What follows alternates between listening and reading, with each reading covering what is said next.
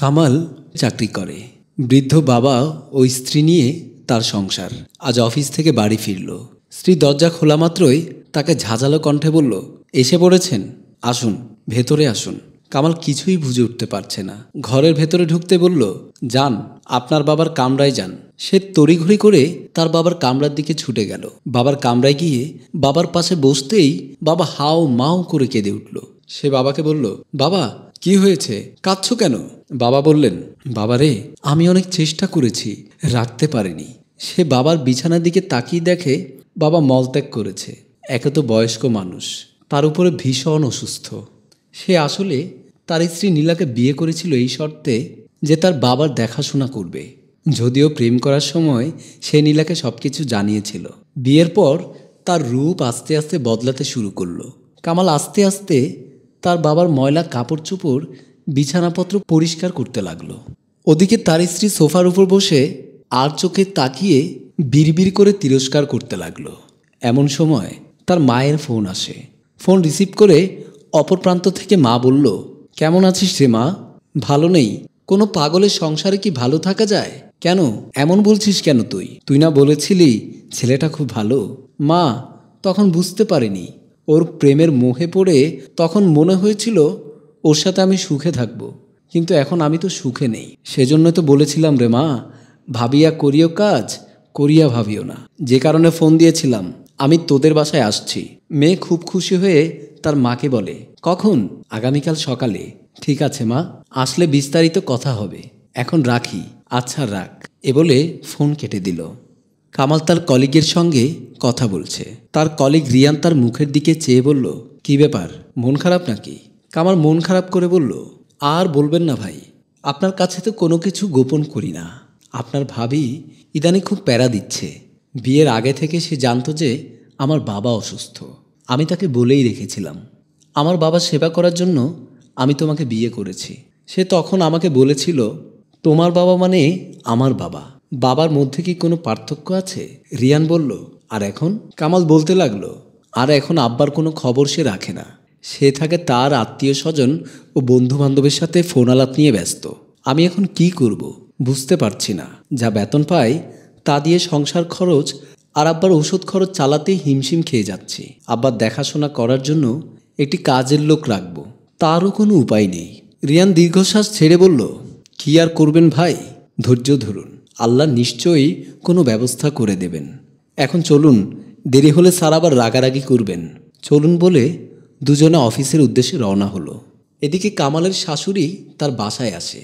মাকে দেখে মেয়ে তাকে জড়িয়ে কান্না জুড়ে দেয়, যেন পৃথিবীতে তার মতো দুঃখী আর কেউই নাই।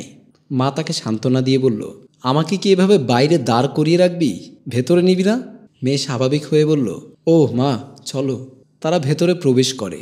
মাকে সোফায় বসিয়ে তার স্বামীকে ফোন দেয়। কামাল ফোন রিসিভ করে। হ্যালো। তার স্ত্রী বলল, এই শোনো, তাড়াতাড়ি বাসায় এসো, আর আসার সময় অন্যান্য বাজারের সাথে গরুর মাংস আর বড় থেকে একটা ইলিশ মাছ নিয়ে আসবে। মাংস আর ইলিশ মাছ কেন? এত কথা বলো কেন? মা ইলিশ মাছ খুব পছন্দ করে। মা মানে তোমার মা এসেছে? হ্যাঁ, আমার মা। আমার মাকে তো আর তোমার মা মনে করবা না। কি বলছো এসব? আচ্ছা, আমি দেখছি। এই বলে সে স্যারের চেম্বারে গেল। বিভিন্নভাবে স্যারকে বোঝানোর চেষ্টা করেছে যে তার আজকে একটু তাড়াতাড়ি বাসায় যেতে হবে।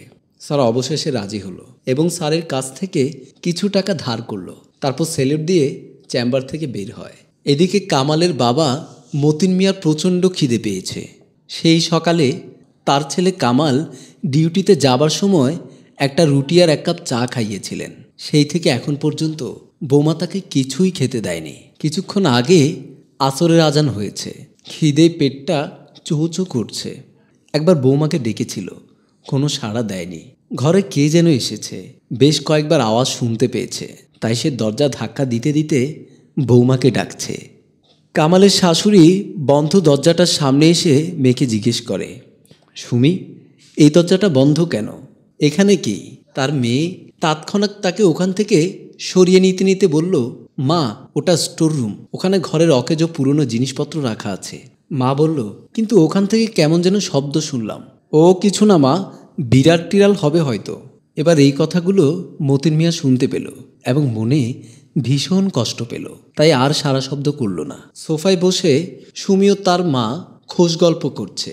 কামাল ঘরে প্রবেশ করলো, হাতে বাজারের থলে। শাশুড়ির কাছে গিয়ে তাকে পায়ে ধরে সালাম করলো।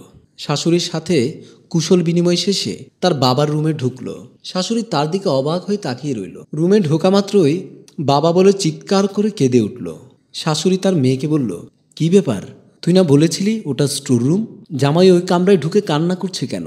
সর বলে মেয়েকে ধাক্কা দিয়ে কামরায় প্রবেশ করে। কামাল তার বাবাকে জড়িয়ে ধরে কান্না করছে। বাবা মূর্ছ অবস্থায় পড়ে আছে। শাশুড়ি আর বুঝতে বাকি রইল না যে তার মেয়ে নিজের শ্বশুরকে কতটা অবহেলা করে। তিনি তাড়াতাড়ি তার মেয়েকে বলল, দাঁড়িয়ে দাঁড়িয়ে কি দেখছিস, তাড়াতাড়ি পানি নিয়ে আয়। সুমি পানি আনতে বের হলো। তিনি বেয়ার কাছে বসে বেয়াকে ধরে মেয়ের জামাইকে বলল, বাবা তুমি কোনো টেনশন করো না, তোমার বাবা ঠিক হয়ে যাবেন। এমন সময় তার মেয়ে পানি আনলে পানিটা বেয়ার মুখে ছিটিয়ে দেয়। ওনার আস্তে আস্তে জ্ঞান ফিরে আসে। ছেলে তার কাছে জানতে চায়, বাবা তোমার কি হয়েছিল? বাবা বলল, আমার তেমন কিছুই হয়নি খোকা, আমি ঠিক আছি, একটু খিদে লেগেছিল তাই মাথায় কেমন জানি করে উঠল, তারপর আর কিছু জানি না। ছেলে চিৎকার করে বলল, সুমি তুমি আমার বাবাকে খেতে দাওনি? সুমি অপরাধীর মতো দাঁড়িয়ে বলল, মা এলো তো তাই সব কিছু রেডি করতে একটু দেরি হয়ে গেছে, তাই আমার বাবাকে খেতে দাওনি? একটু আগে তুমিই তো বলেছিলে তোমার মাকে আমি মা মনে করি না। শোনো সুমি, আমি তোমার মাকে নিজের মায়ের মতোই দেখি, কিন্তু আমার বাবাকে তুমি কি নিজের বাবার মতো করে দেখেছো কোনো সময়?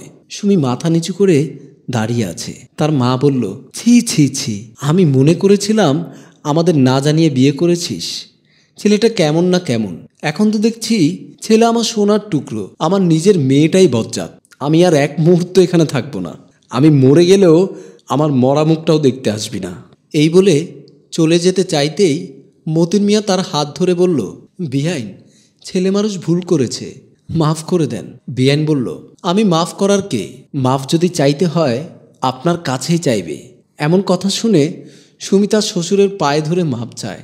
শ্বশুরও যথারীতি মাফ করে দেয়।